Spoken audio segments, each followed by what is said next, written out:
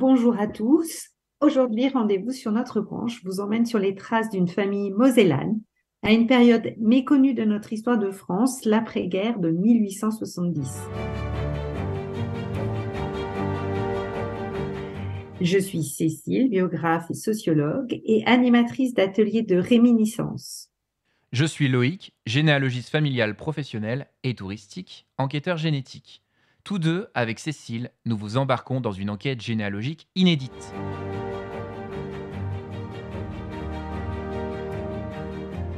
La France, au cours de son histoire, a vécu de nombreuses migrations et l'une d'entre elles est plutôt méconnue. En fait, elle concerne l'exode des Mosellans et des Alsaciens dans les années 1870. Et à travers l'histoire de Jules Stropher et de sa famille, nous allons la découvrir.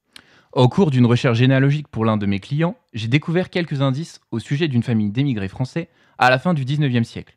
C'est en tirant le fil de la pelote de cette histoire que nous découvrons la grande histoire. Comment débute cette histoire, Loïc? Peux-tu nous embarquer dans ce voyage temporel? Jules Stropher est né le 4 juin 1859 à Virming, un petit village de 500 âmes situé à mi-distance entre Metz et le parc naturel des Vosges. Ce Mosellan est le seul fils et l'aîné d'une fratrie de 5 enfants. Pierre, le père, était né dans le même village. Sa femme, Marianne Beaune, couturière, vient du petit village de Lenning, une commune limitrophe de celle de son époux. Grâce à la déclaration du recensement faite le 9 mai 1872, nous apprenons que la famille réside à Mex et non à Metz, une commune rurale de 450 habitants située à une cinquantaine de kilomètres au sud de Virming, proche de la capitale mosellane Nancy. Alors, quels éléments vont faire basculer la vie de Jules et sa famille, Loïc? Jules Stropher, dont nous allons suivre la trace, n'est encore qu'un enfant lorsque la vie dans sa région est bouleversée. À 11 ans, la guerre, l'occupation et l'annexion de son territoire natal transforment son existence. En effet, le 19 juillet 1870, la France déclare la guerre à la Prusse. Mais elle présume de ses forces. Dès le début des hostilités, qui débutent le 2 août 1870, l'armée française enregistre une succession de défaites, notamment en Alsace. Quelques semaines plus tard, la France perd une bataille cruciale à Sedan, le 2 septembre 1870, à environ 200 km de Mex, où réside la famille Stropher. Elle ne tarda donc pas à connaître son envahisseur. Cécile, d'ailleurs, peux-tu nous en dire plus sur le sort réservé à la France suite à cette défaite? Alors, suite à cette défaite majeure, l'empereur des Français, c'était donc Napoléon III, est capturé par l'armée prussienne. Il est contraint d'abdiquer et ça provoque la chute du Second Empire. La République est proclamée. Léon Gambetta, alors ministre de l'Intérieur d'un gouvernement provisoire, dit de défense nationale, organise la résistance en province tandis que les Prussiens encerclent la capitale. Gambetta peine vraiment à mobiliser ses troupes et à les équiper efficacement contre une armée prussienne qui va montrer toute sa supériorité. 6 mois après avoir engagé les hostilités, la France, elle est contrainte de capituler et signe le 26 janvier 1871 un armistice. Suivra alors le traité de Francfort, le 10 mai 1871, qui permet au nouvel empire allemand d'annexer officiellement les 4 départements du Bas-Rhin, du Haut-Rhin, de la Moselle, du Tiers de la Meurthe et de 2 cantons des Vosges. Alors, au total, la France perd 1694 communes, 20% de son potentiel minier et sidérurgique.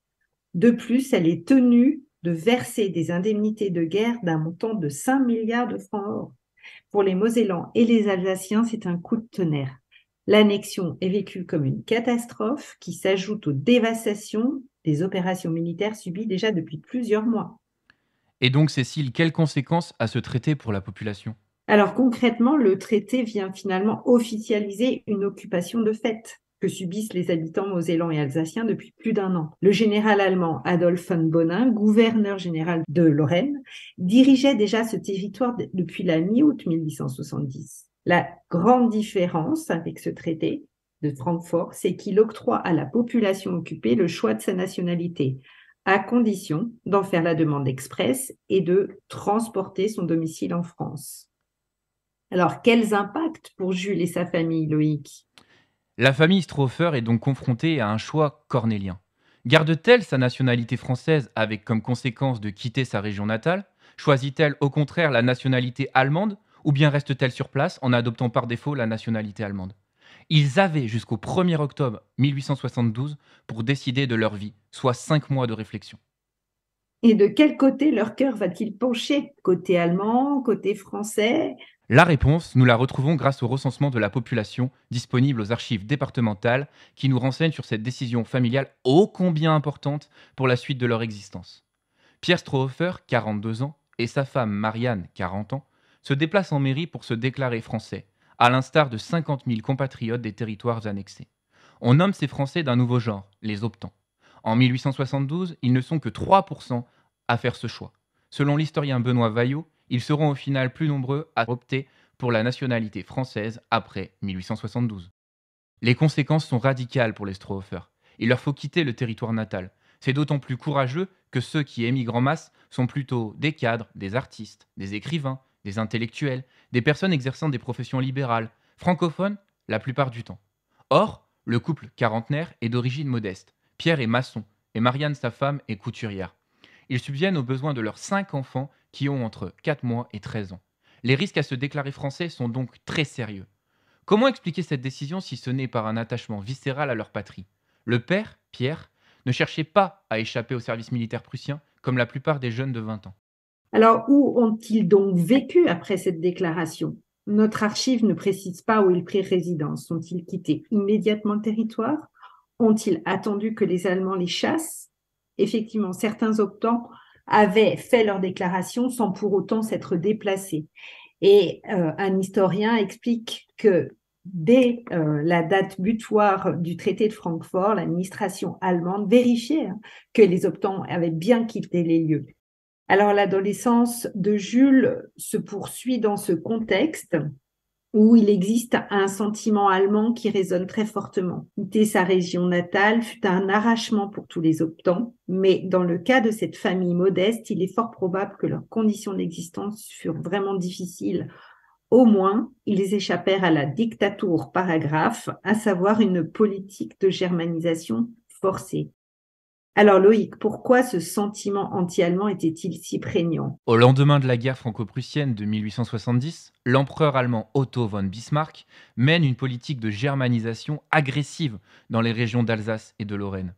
Il ordonna la suppression de la langue française, la modification des noms des villes et des rues, et l'enseignement exclusif en allemand.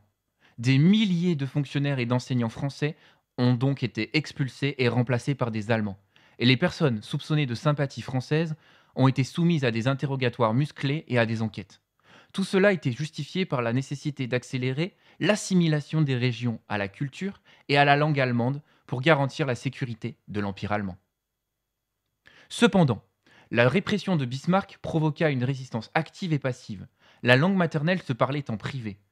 La culture tendait à se renforcer par le biais d'associations pour préserver leur identité.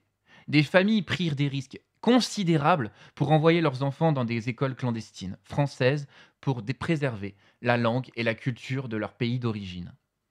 La politique de répression et d'assimilation culturelle qu'il mena en Alsace-Lorraine laissa des cicatrices profondes sur les régions et contribua à des décennies de tensions entre la France et l'Allemagne. C'est dans ce contexte sous tension que se poursuit l'existence de la famille Strohhofer et de Jules en particulier. Et donc Cécile, qu'advient-il de Jules après cette annexion? On retrouve notre adolescent devenu jeune adulte dans les années 1880. Il est dans sa vingtaine. Il fait la connaissance d'Augustine Wetzel, de 4 ans son aînée.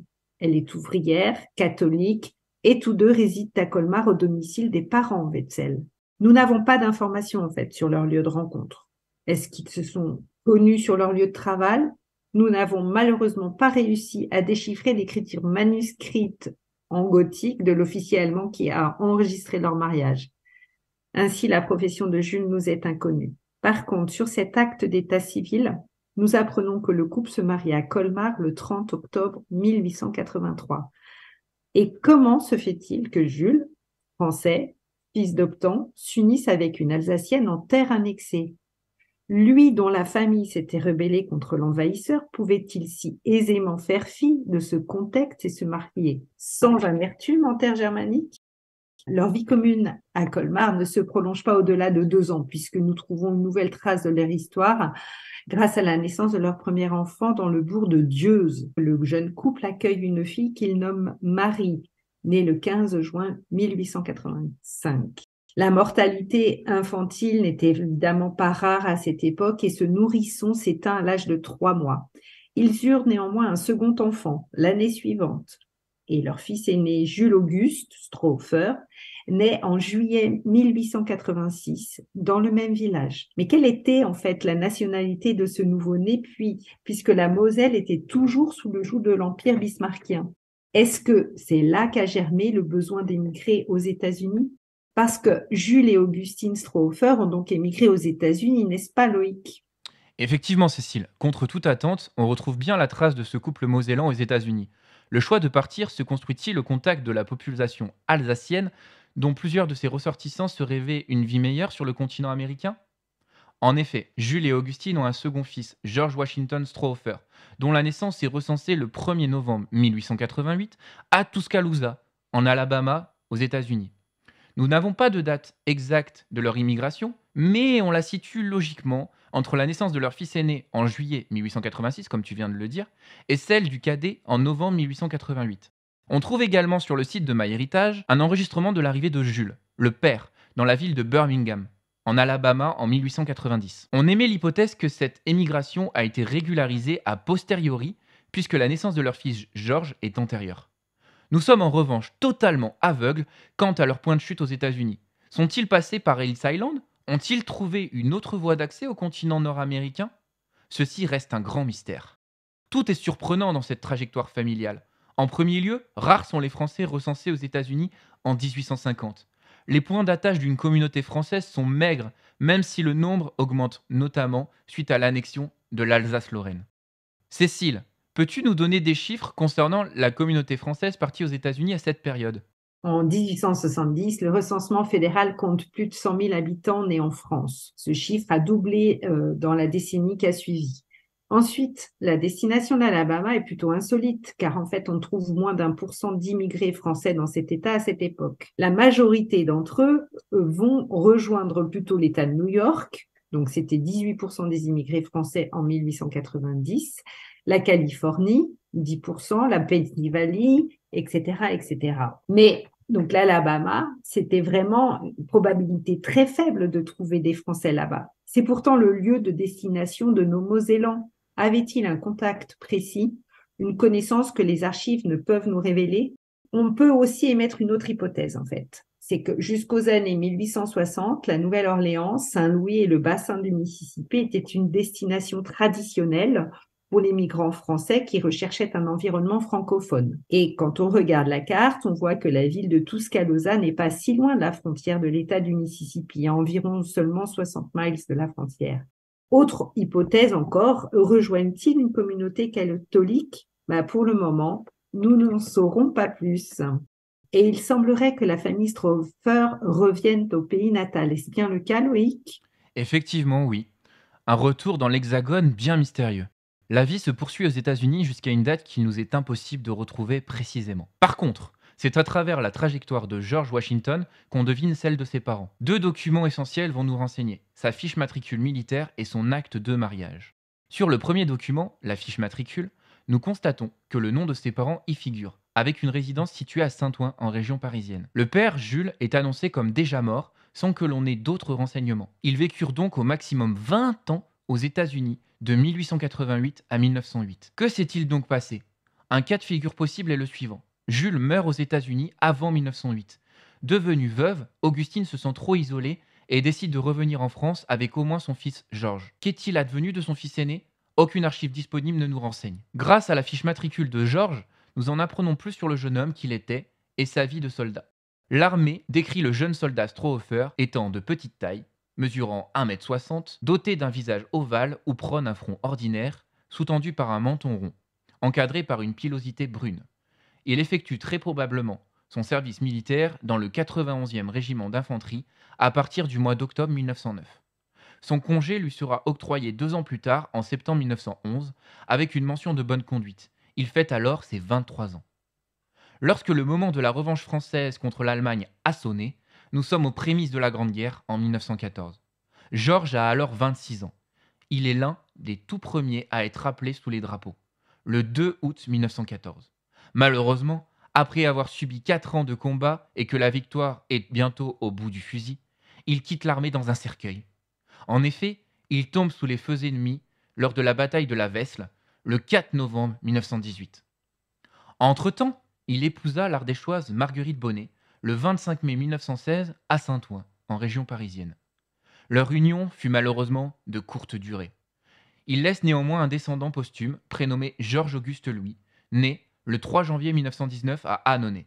Si l'on en croit les archives d'état civil, Marguerite a fini sa vie en Ardèche. Veuve, elle éleva seule l'enfant du soldat Georges. Ce dernier se marie avec Yvonne Garenne et meurt en 1954, à 35 ans à peine. Comme le couple n'a pas eu d'enfant, ainsi s'éteint la lignée Strohhofer.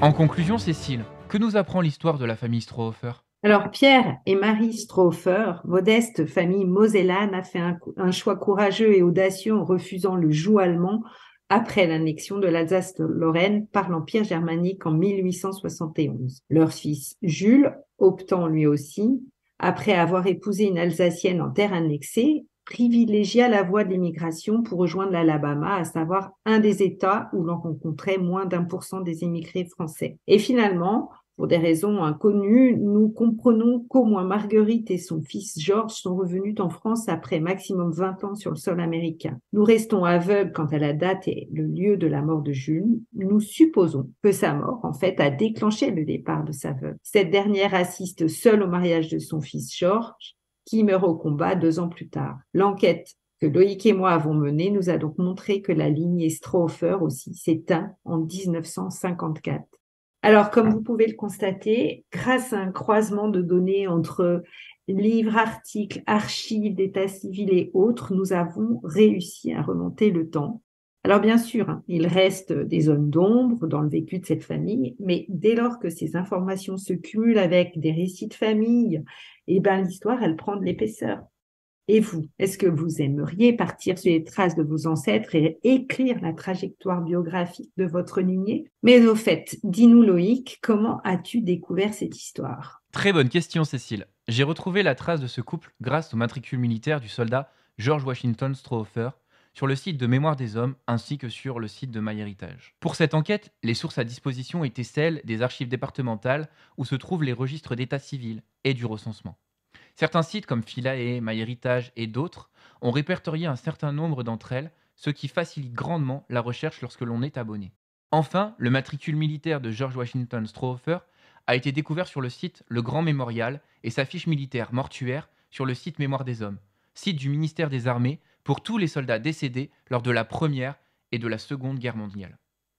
Et Cécile, de ton côté, comment as-tu reconstitué le contexte historique à travers cette enquête? Alors, pour ce qui est de la reconstitution historique, j'ai toujours recours à des ouvrages historiques et des articles en ligne sur des plateformes d'articles scientifiques comme Cairn, Percé, Open Edition. Gallica, sur le site de la Bibliothèque nationale de France, complète également mes connaissances. Et puis, j'aime beaucoup aller fouiller dans les données statistiques qui sont disponibles en ligne, qui nous donnent des informations vraiment très précieuses. Du coup, il y a aussi quelques ouvrages qu'on peut citer, mais vite fait, donc comme l'Alsace et la Lorraine, histoire d'une région par Gilbert Baumann, la question d'Alsace-Lorraine dans la politique allemande de 1871 et 1914 par Gerd Krummeinsch. Voilà 2 des ouvrages qu'on a utilisés.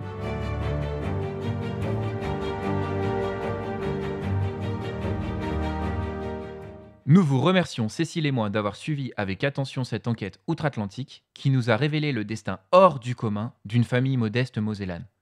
Dans le prochain numéro, vous aurez la chance de découvrir un épisode consacré à la Première Guerre mondiale sur les côtes bretonnes avec Sandrine et Cécile. À très bientôt! À très bientôt!